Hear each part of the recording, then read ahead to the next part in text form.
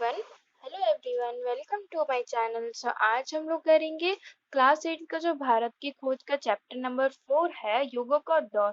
तो हम लोग वो टेक्स्ट बुक नहीं पढ़ेंगे, आपका जो दिया है उसका हम लोग एक समरी वर्जन देखेंगे और इस समरी में आप सबको सब कुछ समझ में आ जाएगा। तो पहले हम लोग स्टार्ट करते हैं।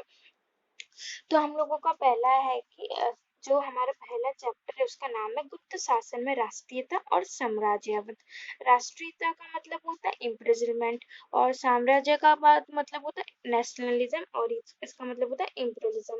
साम्राज्यवाद का मतलब होता है कि देखो पहले राष्ट्रीयता मतलब है कि एक राष्ट्र में जब लोग रहते हैं तो उसको राष्ट्रीयता बोलते हैं। साम्राज्यवाद हमने पढ़ा है कि बहुत सारे जो शासन में लोगों के बीच में युद्ध होता है तो क्या मतलब एक देश के ऊपर कब्जा करते हैं, एक जगह पे कब्जा करते हैं तो उसको हम लोग साम्राज्यवाद कहते हैं। ठीक है, तो अभी हम लोग गुप्त शासन जो एक गुप्त डिनेस्टी है उसके बारे में हम लोग पढ़ेंगे।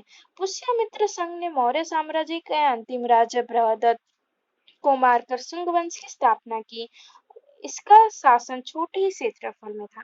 तो हमने अपने पिछले चैप्टर में पढ़ा था कि जो पहले मुगल डिनेस्टी थे और मुगल डिनेस्टी के जो आखिरी रूलर थे उनका नाम था बृहदत्त।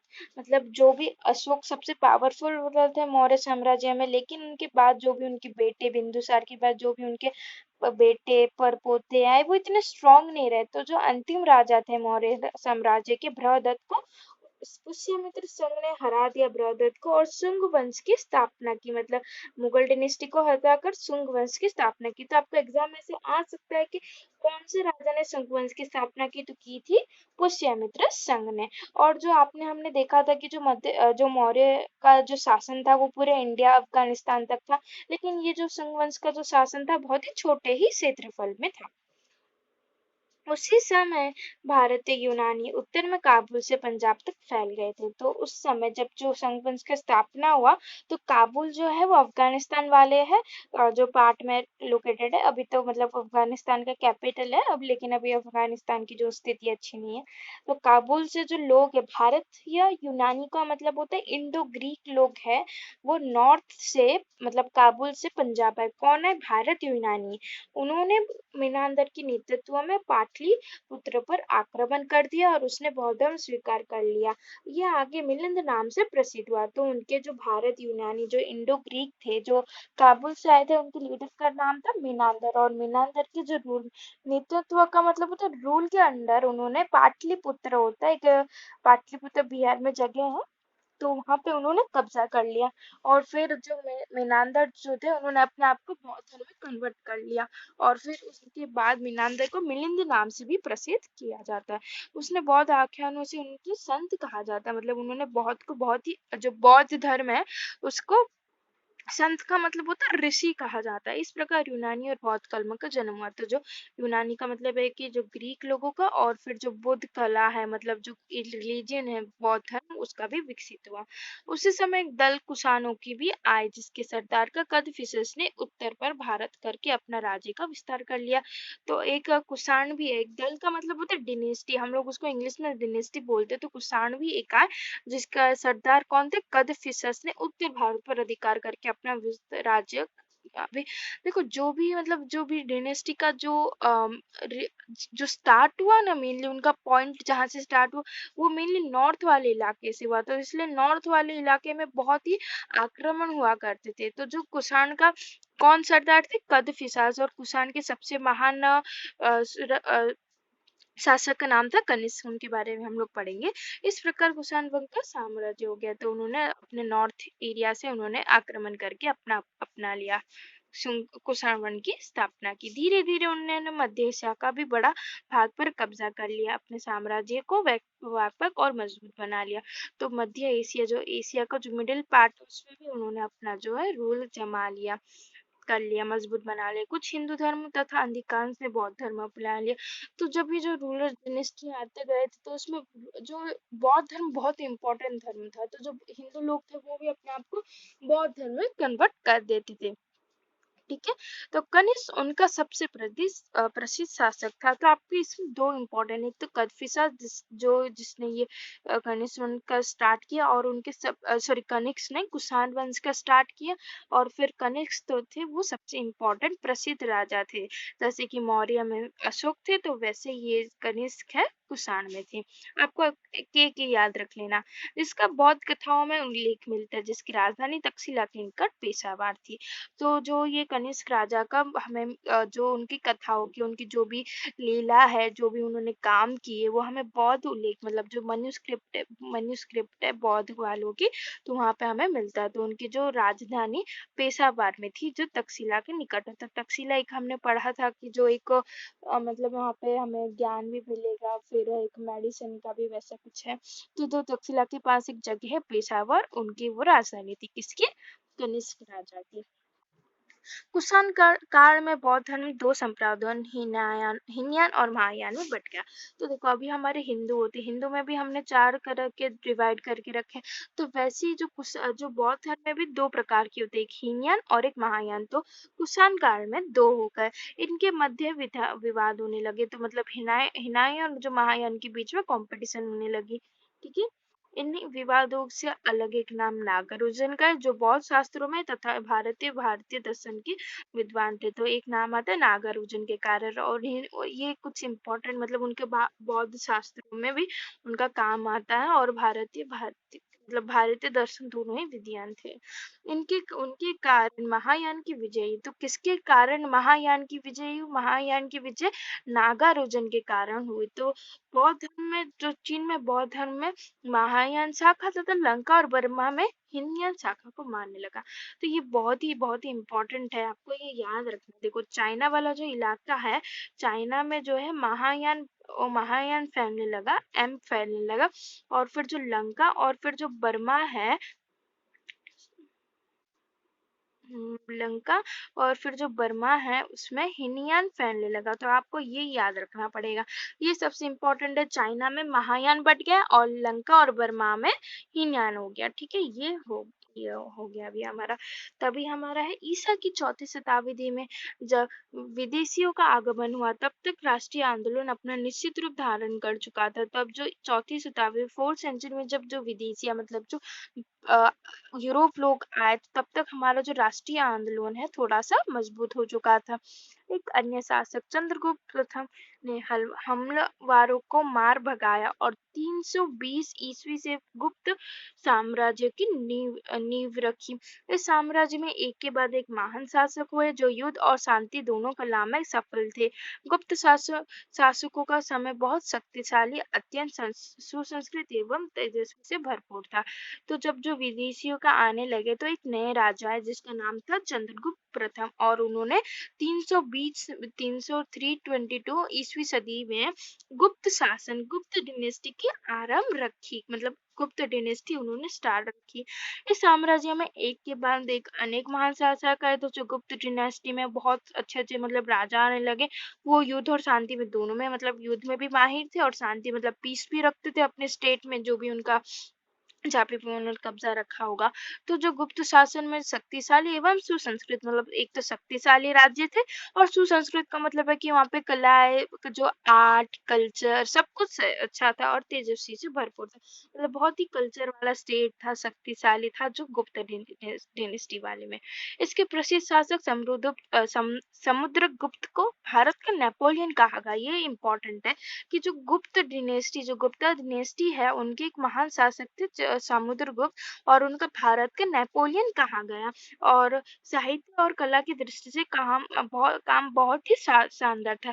गुप्त वंश के शासकों ने लगभग 150 वर्षों तक शासन किया, और इतने समय तक स्वयं को बचाने के लिए संघर्ष किया। तो 150 वर्षों तक उन्होंने राज किया। तो आपको ये याद रखना, अभी हमने देखो तीन डिनेस्टी के बारे में हमने पढ़ा। एक तो हो गया संघवंश, फिर हो गए कुषाण, और फिर हो गए गुप्त। तो सुंगवंश की किसने स्थापना की थी? पुष्यमित्र। फिर कुषाण की किसने स्थापना की थी? कदफिसास। और फिर जो ये गुप्त डिनेस्टी की किसने स्थापना की थी? जो चंद्रगुप्त फर्स्ट, चंद्रगुप्त प्रथम। ठीक है, मैंने फर्स्ट बोल दिया, लेकिन चंद्रगुप्त प्रथम। ठीक है। तो 150 वर्षों तक जो गुप्त रूलर्स की चलिए, कन्नौज के राजा हर्षवर्धन ने गौरव होडो के दमन पर उत्तर से मध्य भारत तक एक शक्तिशाली राज्य की स्थापना की। हर्षवर्धन कवि और नाटककार भी थे। उसने हिंदू और बौद्ध दोनों धर्म को बढ़ावा दिया। 1629 ईस्वी में उसी कली में चीनी यात्रा भारत आए। वहां श्याम भारत आए व हर्ष की मृत्यु 648 ईस्वी में हुई। उस समय और अब इस समय अरब से ईस्ट अफ्रीका में खेलने के लिए इस्लाम अपना सिर उठाने लगे। तो कन्नौज के राजा हर्षवर्धन में गुप्ता डिनेस्टी के रूलर थे, तो कन्नौज के थे वो। तो हर्षवर्धन थे कन्नौज के, लेकिन इनकी जो राजधानी थी वो उज्जैन में थी। ये आपको इम्पोर्टेंट है कि जो राजा तो थे वो कन्नौज के, लेकिन उनकी राजधानी थी उज्जैन में। तो उन्होंने एक मध्य भारत में अपना एक शक्तिशाली राज्य की स्थापना की। तो हर्षवर्धन एक कवि और एक नाटककार थे, और उन्होंने हिंदू और बौद्ध धर्मों में उनका वर्णन किया जाता है। 16 से 29 ईस्वी तक उन्होंने चीनी यात्री भारत आया वह स्वयं मतलब जो ये आपको इम्पोर्टेंट रखने की मतलब ये नहीं है, ये आपको याद रखना है कि जो हर्ष की मृत्यु कब हुई थी 648 ईस्वी में हुई थी। गुप्त डायनेस्टी की मतलब कब स्टार्ट हुआ था 322 ईस्वी में। ठीक है, जो भी इम्पोर्टेंट है वो आपको बता दे रही हूँ। ठीक है, तो ये आपको हो गया। तो कन्नौज के राजा हर्षवर्धन थे, उनकी राजधानी उज्जैन में। तो ये हमारा हो गया फर्स्ट। तो ये देखो, तो कनिष्क द ग्रेट रूलर, फिर कनिष्क के जो उनके पहले सिक्के में भी आते थे। फिर श्रीगुप्त थे, ये मतलब उन्होंने फाउंड किया था। किसने फाउंड किया था? चंद्रगुप्त प्रथम ने फाउंड किया था, लेकिन उनको श्रीगुप्त कभी कहा जाता है। देखो ये वाला, ये सम्राट समुद्रगुप्त है। तो चंद्रगुप्त टू भी थे, जिनका नाम था विक्रमादित्य। ठीक है, एक हर्षवर्धन यहाँ पे हमें पता चल गया। अभी देखो मैंने थोड़े से क्वेश्चन भी दिए हैं जो भी आपके एग्जाम में आने के चांसेस हो सकते हैं। तो जितने भी क्वेश्चन से हम लोग इन चैप्टर पढ़ने की बात करेंगे। तो दक्षिण भारत में मौर्य साम्राज्य का अंत होने पर भी बड़े राज्य हजारों साल तक फुलते रहे। तो जब दक्षिण भारत में भी मौर्य साम्राज्य का मतलब जब भी उनका शासन जो है खत्म होने लगा, लेकिन फिर भी जो बड़े बड़े राज्य थे उनका हजारों वर्ष तक मतलब वो बहुत बड़े होते रहे। दक्षिण भारत दस्तकारी और समुद्री व्यापार का केंद्र बना रहा था। तो जो दक्षिण भारत उसमें दस्तकारी, तो दस्तकारी का मतलब होता है मेनली आर्ट। तो आर्ट, फिर समुद्र व्यापार का मतलब होता है कि आपको पता है कि जो गोवा वाला पार्ट है हम लोग उनको मेनली कोस्टल पार्ट कहते हैं, क्योंकि वहाँ पे जो बहुत सारे लोग हैं भारत मतलब जो यूरोप वाले लोग हैं, बहुत अलग अलग लोग हैं वहाँ पे आके मतलब इंडिया से मतलब अलग अलग कंट्री से इंडिया आते थे। तो वो समुद्री व्यापार का केंद्र बन गया, और फिर दस्तकारी का भी। यहाँ यूनानियों को बस्तियां थी और रोमन के सिक्के भी पाए गए। तो यहाँ पे जो यूनानी जो ग्रीक लोगों की बस्तियां थी, ग्रीक लोग जो है साउथ में रहते थे, और रोमन के जो सिक्के भी पाए गए। जो रोमन में जो सिक्के मतलब होते थे वो इसमें पाए गए। किधर पाए गए? दक्षिण भारत में। उत्तर भारत पर बार बार होने वाले हमलों से दक्षिण भारत पर अधिक असर नहीं हुआ। उत्तर भारत के बहुत से लोग दक्षिण में जाकर बस गए। इनमें राजगार, शिल्पी और कारीगर भी थे। इस तरह दक्षिण भारत पुरानी कलतामयिक परंपरा का केंद्र बन गया। तो जो हमने देखा कि नॉर्थ वाले इलाके में बहुत मतलब ऐसे हमले होते गए, लेकिन उसका जो इफेक्ट है वो साउथ में नहीं पड़ा। तो इसलिए बहुत सारे लोग जो है नॉर्थ से लेकर साउथ में आ गए। तो उनमें से राजगीर, शिल्पी और कारीगर मतलब कारपेंटर लोग, पेंटर लोग जो वुड से चीजें बनाते वो सब भी इधर आके बस गए। तो ये कालका में जो एक मतलब आर्ट एंड कल्चर का एक केंद्र बन गया। तो ये हमारा हो गया दक्षिण भारत, क्योंकि ये बहुत छोटा सा चैप्टर था तो इसलिए जल्दी हो गया। तो अभी हमारा शांतिपूर्ण विकास और युद्ध के तरीके। ऐसा नहीं है कि सिर्फ जो हमारे पूरे हिस्ट्री में सिर्फ युद्ध ही होते रहे, ऐसे भी था कि बहुत सारे मतलब युद्ध तो चलते, डिनेस्टी तो बनते गए, लेकिन उनमें शासन भी मतलब जो शांतिपूर्ण भी था। शांति भी तो दुनिया में थी, मतलब शांति भी तो हुई थी। तो वही बताया गया है। शांतिपूर्ण विकास और युद्ध के तरीके। भारत पर बार बार विदेशी हमलों तक एक के बाद एक नए साम्राज्य की स्थापना होती रही, परंतु इसके बाद भी यहाँ शांतिपूर्ण और व्यवस्थित शासन का दौर चलता रहा। मतलब यहाँ पे विदेशी लोग आते रहे, जो फॉरेनर्स आते गए, फिर हमारे यहाँ हमले होते गए, जो न्यू डिनेस्टी आके मतलब बसने लगे, अपना शासन कराने लगे। लेकिन इसके बीच में भी हमारे देश में थोड़ी सी शांति बनी थी। मौर्य, कुषाण, गुप्त तथा दक्षिण में चालुक्य तथा राष्ट्रकूट आदि शासकों ने 200-300 वर्षों तक राज किया। तो मौर्य साम्राज्य जो मौर्य, कुषाण, गुप्त और दक्षिण में जो चालुक्य थे, राष्ट्रकूट, उन्होंने 200-300 वर्ष तक तो राज कर लिया। कुषाण जैसे लोगों ने भी अपने आप को इस देश की परंपरा के अनुरूप ढाल दिया। यहाँ यूरोपीय देशों की तुलना में अधिक शांतिपूर्ण और व्यवस्थित जीवन की दौर चली गई। तो ऐसा मेनली कहा जाता है कि जो कुषाण है ये हमारे इंडिया के नहीं थे, वो और कहीं से आए थे और यहाँ पे आके पूरा बस गए थे। मतलब कुषाण ने जो भी इंडिया के कल्चर है सबको अपना अपना लिया था। यहाँ पे तो बहुत शांति बनी थी, लेकिन अगर आप जैसे दूसरों यूरोप वाली कंट्री की बात करें तो वहाँ पे इतनी शांति नहीं थी जहाँ पे मतलब इंडिया में बहुत शांति बनी थी। अंग्रेजी राज्य में यहाँ शांति व्यवस्था कायम हुई है भ्रम है। तो मतलब जो अंग्रेजी शासन है वो क्या बोलने लगे कि हमने जो आपके देश में, जब हम लोग आए आपके देश में, इंडिया में जब वो आए तो उन्होंने यहाँ पे शांति रखी। लेकिन ये सच नहीं है, जब अंग्रेजी नहीं थे तब शांति थी, लेकिन जब ये आ गए थे तो शांति खत्म हो गई। ये सब भ्रम है, मतलब ये उन्होंने झूठ बोला कि हमारे देश में शांति थी जब वो थे। अंग्रेजी शासन के समय में देश अवनीति की परिस्थिति का मतलब सबसे कमजोर अर्थव्यवस्था के दौर में गुजर रहा था। तो अंग्रेजी की जो शासन में उनके रूल में जो हमारा देश है पूरी मतलब कमजोर होते गया था, पूरा कमजोर हो गया था। उसको पहले सोने की चिड़िया कहा जाता था, लेकिन जब ये अंग्रेजी लोग आए तो तब सब कुछ खत्म हो गया था। अभी हमारा नेक्स्ट चैप्टर है प्रगति बनाम सुरक्षा। भारत में जिस सभ्यता का निर्माण किया गया उसका आदर्श दृढ़ता और सुरक्षा का भावना था। तो जो भारत में जिस सभ्यता का निर्माण हुआ वो सुरक्षा का था, मतलब उसमें सुरक्षा की एक भावना बनी हुई थी। इस दृष्टि से वो राष्ट्रीय सभ्यताओं से अधिक सफल रहे। वर्ण व्यवस्था और संयुक्त परिवार युक्त सामाजिक ढांचे ने इसने पूरे होने में मदद की। तो जो वर्ण व्यवस्था, जो अल्फाबेट्स है वो हमारे इंडिया से ही मेनली दूसरे देशों में ले गए थे। ठीक है, एक व्यक्ति के लिए स्थान नहीं रहा जाता, इसके विपरीत भारत दर्शन नितांत व्यक्तिवादी था। मतलब यहाँ पे ऐसे तो हमने देखा होगा बहुत सारे लोगों के, मतलब अगर मान लो कि अगर आपने बहुत सारे लोगों को देखा होगा कि जो बहुत ही व्यक्तिवादी होते हैं, मतलब जो भी उनके पास रहता है तो मतलब बहुत से घुले मिल जाते हैं। तो मतलब जो भारतीय लोग है वो दूसरे लोगों के साथ बहुत घुल मिल जाते हैं। ठीक है, भारत में व्यक्ति के भारत में व्यक्ति के बाहरी और भीतरी जीवन तथा मनुष्य और प्रकृति के बीच में साधुन्य का प्रयास दिखाई देता है। इसी सांस्कृतिक पृष्ठभूमि ने भारत का निर्माण किया किया तथा एकता की मोहर लगाई गई। तो मतलब जो भारत के व्यक्ति है उनके बाहरी और जो भीतरी जीवन है, ये सब कुछ मतलब बाहर उनके जो बाहर और भीतरी जीवन है दोनों एक साथ मतलब ऐसे जो लोग ये अच्छे रहते थे, मतलब जो लोग ये अपने आप को एक समान मानते थे, कोई अपने आप को नीची ऊंच नहीं मानता था। और यही जो भारत की एकता का प्रमाण हुआ। यहाँ अनेक राजा आते जाते रहे पर ये व्यवस्था नींव की तरी, मतलब यहाँ पे बहुत सारे राजा हैं, लेकिन कोई भी जो राजा है इन लोगों की जो एकता है, हमारी जो लोगों की एकता को कुछ नहीं कर पाया। बाहरी लोग इसमें केवल सतही हलचल पैदा कर पाते थे।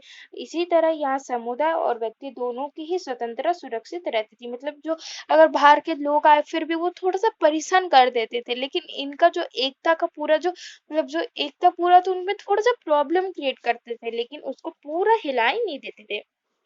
ठीक है, यहाँ आने वाले हर बाहरी तत्वों को भारत ने अपने में जज्ब कर लिया और जिसके अलग-अलग थलग लाने की कोशिश है। तो मतलब जो भी यहाँ पे बाहर लोग हैं, भारत ने अपने आप को एक ही समान मान लिया। मतलब भारत ने बोला कि ये भी आपका ही धरती है, ये आपका ही घर है, तो हम लोग आपको अपनाएंगे। मतलब उसने बोला नहीं, मतलब लोग जो है बाहर आ जब लोग जो हमारे इंडिया के नहीं थे वो भारत में आके बस गए और अपना ही घर मानने लगे। वो नष्ट हो गया और उसने स्वयं को या भारत को नुकसान ही पहुंचाया। मतलब अगर जैसे कि जो लोग है बाहर लोग ने जो बाहरी जो लोग थे, मैं उनको यूरोपियंस बोल दूंगी। ठीक है, यूरोपियंस बोल दूंगी, जो भी बाहर वाले लोग हैं। तो यूरोपियंस ने भारत को कुछ दिया और भारत ने यूरोपियंस को कुछ दिया। या फिर अगर यूरोपियंस को लगता है कि भारत ने उनसे उनसे कुछ नहीं लिया और ना ही उन्हें कुछ दिया, तो इसका मतलब है कि भारत को उन्होंने नष्ट पहुंचाया, कष्ट पहुंचाया, या फिर उन्होंने अपने आप खुद को कष्ट पहुंचाया। तो ये हो गया हमारा प्रगति बनाम सुरक्षा। अभी हमारा भारत का प्राचीन रंगमंच जो हमारा आर्ट है, कल्चर है, उसके बारे में। सॉरी, आर्ट कल्चर और नाटक होते हैं ना हमारे भारत में। नाटक आपने देखा होगा, तो नाटक आपने देखा होगा मेले, जो मेले वगैरह लगते हैं नाटक के लिए स्पेशल जो में होता है, तो वो नाटक के बारे में बताया गया। भारत के रंगमंच का मूल उद्यम ऋग्वेद के विचारों में खोजा जाता है। जो भारतीय का जो नाटक कला है वो हमें ऋग्वेद, जो आपने देखा होगा हमारे 4 वेद होते हैं, यजुर्वेद, अथर्ववेद, ऋग्वेद और कोई एक वेद होता है, मुझे पता नहीं है। ऋग्वेद, यजुर्वेद, अथर्ववेद और फिर कोई एक वेद है। तो हमारे जितने भी इनमें से सबसे बड़ा वेद है ऋग्वेद, और उसमें से ये विचार लिए गए थे। ठीक है, मतलब जो भारतीय का रंगमंच, जो उनका जो नाटक है वो ऋग्वेद से ही ज्यादा हमें मिलता है। रामायण और महाभारत में नाटकों का उल्लेख मिलता है, तो हमारे रामायण और आपने महाभारत देखे होंगे तो उसमें भी बहुत सारे नाटक का उल्लेख मिलता है। प्राचीनतम संस्कृत नाटक कश्यप घोष के ताड़पत्र पर लिखे गोबी रेगिस्तान की सीमा पर तूफान में मिले थे।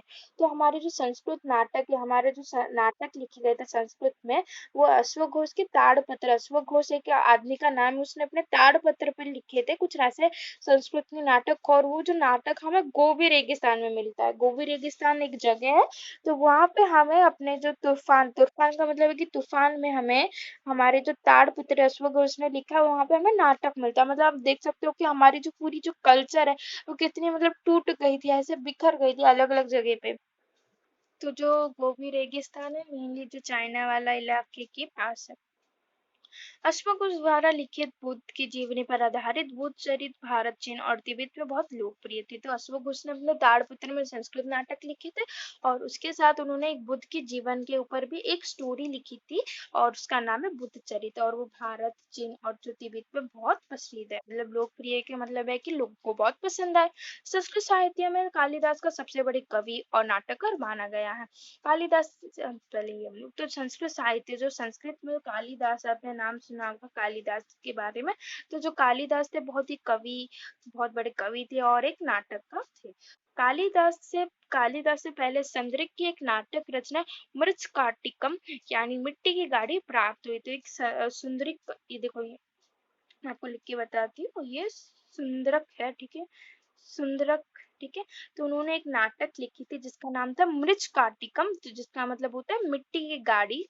तो कालिदास से पहले, तो मतलब कालिदास से पहले एक कवि थे सुंदरक, उन्होंने एक क्या लिखी थी, एक कविता लिखी, एक नाटक लिखी थी जिसका नाम है मृच्छकाटिकम और मिट्टी की गाड़ी होती है। ये बहुत इंपॉर्टेंट है, आपको एग्जाम में ये तो पूछा जाएगा कि सुंदरक ने क्या लिखा था, या फिर ऐसे लिखा पूछा जाएगा कि मृच्छकाटिकम किसने लिखा था और उसका मीनिंग क्या होता है। मृच्छकाटिकम, तो उसका मतलब होता है कि जो मिट्टी की जो गाड़ी होती है ना उसको हम लोग बोलते हैं। जो बनावटी नाटक प्रतीत होता है, मतलब उनको इमेजिनेशन से बनाया गया, वो रियल स्टोरी नहीं, वो इमेजिनेशन वाली स्टोरी है। 4 ईस्वी के लगभग चंद्रगुप्त द्वितीय के शासन काल में विशाख्याद द्वारा मिद- मिद्रा मुद्राक्षस नाटक की रचना की गई थी, जो विशुद्ध राजनीतिक थी। तो जो देखो 400 ईस्वी में चंद्रगुप्त द्वितीय का मतलब है विक्रम आदित्य। आपने विक्रम और बेताल की स्टोरी सुनी होगी, तो विक्रम आदित्य को ही चंद्रगुप्त द्वितीय कहा जाता है। तो उनके जो रूल था, तो विक्त उनके कोई ऐसे होंगे, मतलब कोई भी ऐसे मंत्री वगैरह होंगे, तो विद्यात जो विशाख दत्त है, विशाख दत्त है, उन्होंने मुद्राक्षस लिखी थी। ठीक है, तो विशाख दत्त है, उन्होंने क्या लिखी थी, मुद्रा मु- मुदा राक्षस। ठीक है, तो जो राजनीतिक है, मतलब पूरी पॉलिटिक्स वाली बुक है। 7वीं शताब्दी में हर्षवर्धन द्वारा लिखे गए 3 नाटक मिलते हैं। इसी समय के नाटककार भगवती में जो भारत में बहुत लोकप्रिय रहे। तो हर्षवर्धन जो 7वीं सेंचुरी में उन्होंने 3 नाटक लिखे थे, जब से और तब से ही हमारे पूरे देश में नाटक की बहुत प्रचार करते रहे। और जो हमारे जो संस्कृत नाटकों की जो 19वीं शताब्दी, मतलब जो यूरोपीय लोग आने लगे, तब हमारा ये सब कुछ नाटक वगैरह की हास होने लगी। तो इस चैप्टर में हमें ये याद रखने की जरूरत है कि चंद्रगुप्त थे जिसने मृच्छकाटिकम लिखी थी, और फिर जो विक्रमादित्य थे, मतलब चंद्रगुप्त द्वितीय के अंडर एक विशाखदत्त थे जिसने क्या लिखा था, मुद्राक्षस। ठीक है, तो उन्होंने ये लिखा था। और हमें 7वीं सेंचुरी में हर्षवर्धन के 3 नाटक मिलते हैं। तो ये देखो मृच्छकाटिकम। तो अभी हमारा ये चैप्टर है संस्कृत भाषा का जीवंत और स्थायित्व, मतलब हमारा ये संस्कृत लैंग्वेज है उसका क्या हमारे रूप में इम्पोर्टेंस है। संस्कृत भाषा के जीवंत और स्थायित्व, संस्कृत भाषा अत्यंत विकसित, अलंकृत और अद्भुत रूप से समृद्ध भाषा है। तो ये संस्कृत भाषा बहुत इंपॉर्टेंस है। अभी तो हमारे हिंदी, इंग्लिश, साइंस, इंग्लिश हो गए, इसलिए अभी संस्कृत का बहुत इंपॉर्टेंस नहीं है। लेकिन मैं आपको अगर बात बताऊं कि पहले संस्कृत की बहुत इंपॉर्टेंस थी, मतलब ऐसा बोला जाता है कि अगर आपको एजुकेट होना है तो आपको संस्कृत तो आना ही चाहिए। तो वो एक अद्भुत रूप थी, एक समृद्ध भाषा है। ये उस व्याकरण से युक्त है जिसका निर्माण करीब 2500 साल पूर्व पाणिनि ने किया था। तो पाणिनि आप सब लोग जानते होंगे पाणिनि कौन है, तो उन्होंने एक व्याकरण का एक निर्माण किया था और उसी व्याकरण से संस्कृत निकला था। ये इम्पोर्टेंट है कि उस व्याकरण का निर्माण किसने किया था जिससे संस्कृत भाषा निकला था, तो वो इस निर्माण किसने किया था, पाणिनि ने किया था। इसका मूल रूप आज भी वही है, तो संस्कृत का जो मूल रूप है अभी भी थोड़ा सा है। संस्कृत साहित्य के पतन में साहित्य के पतन के काल में इस भाषा में अपनी कुछ शक्ति और शैली की सादगी को खो दिया। तो जब इस जो भाषा की जब पतन होने लगे, जब संस्कृत जो भाषा थोड़ी सी कमी होने लगी, तो उसकी जो पहले पावर थी वो थोड़ी सी कम होने लगी। सर विलियम जोन्स ने इसके बारे में कहा था कि संस्कृत भाषा पुरानी होने के साथ साथ अद्भुत बनावट वाली तथा यूनानी और लाटिनी के मुकाबले अधिक उत्कृष्ट है। तो ये आपको ये इम्पोर्टेंट है, ये देखो यहाँ से लेकर यहाँ तक। तो सर विलियम जॉन्स एक इंग्लिश वाले कोई लोग, इंग्लिश वाले मतलब जो यूरोप से कोई बिलोंग करते थे, तो उन्होंने क्या बोला कि जो संस्कृत भाषा एक अद्भुत भाषा तो है, लेकिन जो यूनानी जो ग्रीक लोगों की भाषा है और लाटिन लाटिन का मतलब है लेटिन भाषा है, उससे भी आपने सुना होगा, आपके साइंस की बुक में मिलने आता होगा कि लेटिन वर्ड्स है और ग्रीक वर्ड्स है, तो इन दोनों भाषा से भी वो उत्कृष्ट है। उत्कृष्ट का मतलब है कि इनका हाई लेवल है, मतलब बहुत ही इम्पोर्टेंट भाषा है। ठीक है, तो ये किसने बोला था, सर विलियम जॉन्स ने। उसके साथ ही ये भाषा इन दोनों के साथ कुछ खूब मिलती जुलती है, तो जो हमारी यूनानी और जो लातिनी भाषा है इनसे खूब मिलती है, मतलब इनका समान अर्थ होता है थोड़ा थोड़ा सा संस्कृत भाषा के साथ। जिसे देखकर कहा जा सकता है कि इन सभी भाषाओं का स्रोत एक ही है, मतलब जिससे हम लोग सारी भाषा को देखें तो वो एक ही स्रोत का मतलब है। एक जैसे कि अगर आप मान लो कि आपके कोई भाई बहन होंगे, तो उनको आप लोग स्रोत बोलोगे कि आप एक ही माता से बॉर्न हुए, तो वैसे ही जितने भी जो भाषा है वो संस्कृत भाषा से ही उत्पन्न हुए हैं।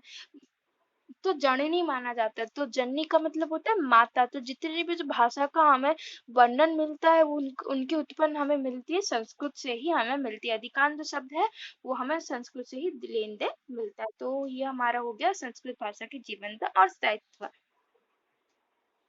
तो अब हम ऐसे क्वेश्चंस करेंगे जिसके चांसेस है आपके एग्जाम में आने की।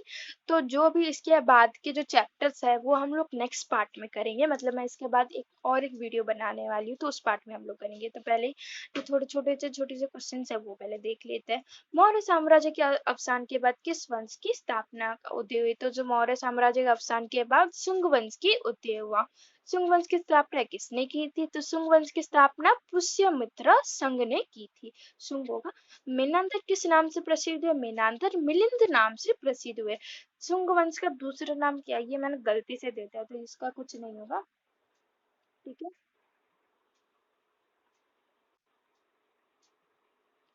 कुषाण वंश का महान सम्राट कौन था, तो वो कौन था, राजा कनिष्क जो महान सम्राट थे कुषाण वंश के। बौद्ध धर्म के महायान को विजय किसने दिलाया, तो हमने देखा था कि बौद्ध धर्म दो जो मतलब कुषाण काल में वो दो वंशों में बट गया था, महायान और हीनयान। तो जो महायान की विजय किसके कारण हुई, तो बौद्ध धर्म के महायान की विजय नागार्जुन ने दिलाई। किस प्रसिद्ध शासक को भारत के नेपोलियन कहा गया, जो गुप्त रूलर थे, इंपॉर्टेंट गुप्त रूलर थे, समुद्रगुप्त को हम लोग क्या बोलते, भारत के नेपोलियन बोलते। हर्षवर्धन कहाँ के राजा थे, इनकी राजधानी कहाँ कहाँ थी, तो हर्षवर्धन राजा थे कन्नौज के और उनकी राजधानी थी उज्जैन की। ये बहुत इंपॉर्टेंट है, ये आप अपने नोटबुक में या फिर टेक्स्ट बुक में लिख लीजिए।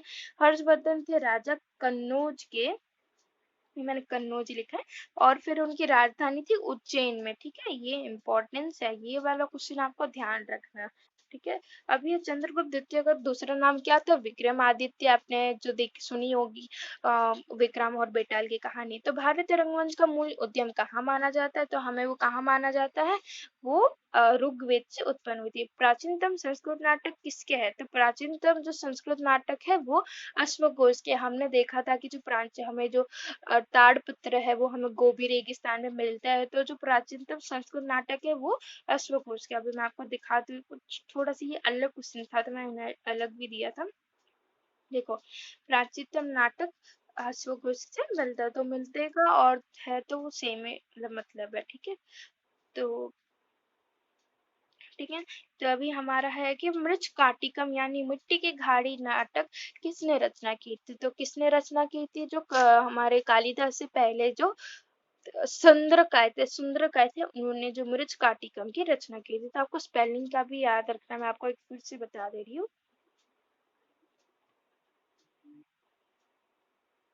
ठीक है, सुंदरक, ठीक है।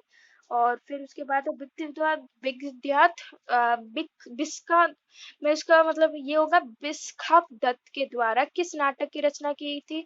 तो उन्होंने मुद्रा राक्षसम देखो, मैं आपको ऐसे बोलता दे रही हूँ, मुद्रा राक्षस। आपको पीछे याद रखना, राक्षस है, मुद्रा राक्षस की रचना की थी विस्कादत्त ने। संस्कृत भाषा के व्याकरण की रचना सर्वप्रथम किसने की थी? तो संस्कृत भाषा की व्याकरण की रचना पाणिनि ने की थी। सर विलियम जोस ने संस्कृत भाषा के बारे में क्या किया? तो उन्होंने बोला कि संस्कृत भाषा पुरानी होने के साथ साथ अद्भुत बनावट वाली भाषा है तथा यूनानी और लाटिनी के मुकाबले अधिक उत्कृष्ट है। तो आपको सिंपल भाषा में अगर आपको पूछा जाएगा तो आपको ये लिखना है कि सर विलियम जॉन्स ने संस्कृत भाषा के बारे में ये कहा था कि संस्कृत भाषा पुरानी भाषा और और एवं अद्भुत भाषा है और यूनानी और लाटिनी भाषा से मुकाबले कहीं अधिक उत्कृष्ट है। उत्कृष्ट का स्पेलिंग होगा उत्कृष्ट, ठीक है। उत्कृष्ट है, उत्कृष्ट का मतलब है कि बहुत इंपॉर्टेंस है, बहुत ही बड़ा भाषा है। तो ये हमारा हो गया, ये वाला जो हमारे हमारे लेसन्स थे ये हो गए। अभी जो बाकी वाले जो लेसन्स बचे हैं वो हम लोग करेंगे नेक्स्ट पार्ट में, और जब भी मैं वो नेक्स्ट पार्ट बना दूंगी तो मैं जो लिंक है वो अपने कमेंट बॉक्स में प्रोवाइड कर दूंगी। तो थैंक यू सो मच। आप प्लीज मेरे चैनल को सब्सक्राइब करना, इस वीडियो को लाइक करना और अपने दोस्तों के साथ शेयर करना।